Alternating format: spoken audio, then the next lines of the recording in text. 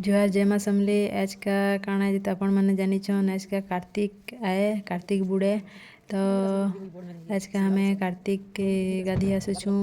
हाँ गाधभार तो नहीं आसी, घर गाधी गिरी आईचु। तो इटा हमें डुंगा उली गाजी आईचु नत के। निनी तो खाली पैन आड़े देखुची, पैन किन जगह निके पली आईचु बोली करी भाबुचे। आउ देखुची खाली हमें इटा एखेन डुंगा उलोछु। निनी भी हंसुचे देखिकी। आउ बहुत ना भल लगुचे। इन्नेका डुंगा बोलिका जाइछु। नदीटा बहुत बड़ अच्छे, ब्रिज अच्छे, सुंदरगढ़ है।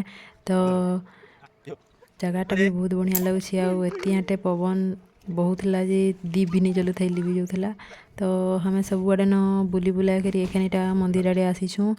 आउ इटा सुंदरगढ़ शिव मंदिर पतरापड़ा ने अच्छे। तो ब्लॉग केनता लगला रखुछे, बाय बाय।